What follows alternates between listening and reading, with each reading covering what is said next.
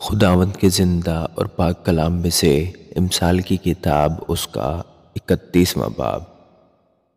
لیمویل بادشاہ کے پیغام کی باتیں جو اس کی ماں نے اسے سکھائیں۔ اے میرے رحم کے بیٹے، تجھے جسے میں نے نظر مان کر پایا کیا کہوں؟ اپنی قوت عورتوں کو نہ دے اور اپنی راہیں بادشاہوں کو بگاڑنے والیوں کی طرف نہ نکال۔ بادشاہ کو اے لیمویل، بادشاہوں کو میں خواری زیبا نہیں، اور شراب کی تلاش حاکموں کو شایان نہیں۔ مبادا وہ پی کر قوانین کو بھول جائیں اور کسی مظلوم کی حق تلفی کریں۔ شراب اس کو پلاؤ جو مرنے پر ہے، اور میں اس کو جو تلخ جان ہے، تاکہ وہ پیے اور اپنی تنگ دستی فراموش کرے اور اپنی تباہ حالی کو پھر یاد نہ کرے۔ اپنا منہ گونگے کے لیے کھول، ان سب کی وکالت کو جو بے کس ہیں۔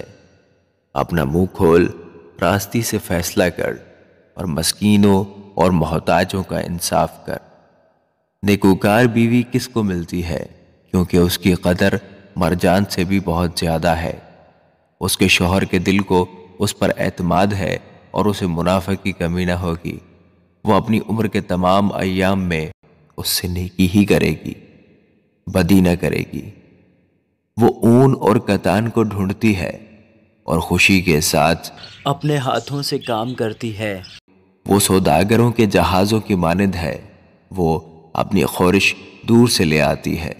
وہ رات ہی کو اٹھ بیٹھتی ہے اور اپنے گھرانے کو کھلاتی ہے اور اپنی لونڈیوں کو کام دیتی ہے۔ وہ کسی کھیت کی بابت سوچتی ہے اور اسے خرید لیتی ہے اور اپنے ہاتھوں کے نفع سے داغستان لگاتی ہے۔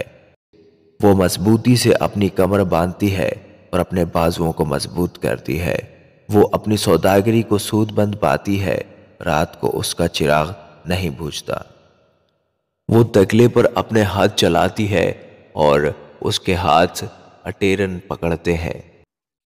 وہ مفسلوں کی طرف اپنا ہاتھ بڑھاتی ہے، ہاں وہ اپنا ہاتھ محتاجوں کی طرف بڑھاتی ہے۔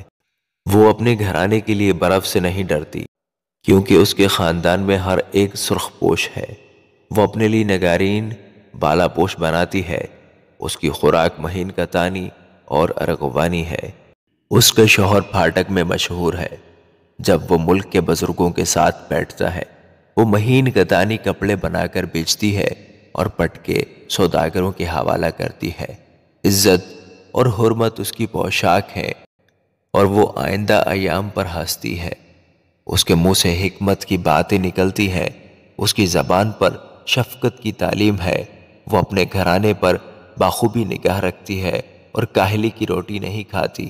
اس کے بیٹے اٹھتے ہیں اور اسے مبارک کہتے ہیں۔ اس کا شوہر بھی اس کی تعریف کرتا ہے کہ بہتیری بیٹیوں نے فضیلت دکھائی ہے، لیکن تو سب پر سبقت لے گئی۔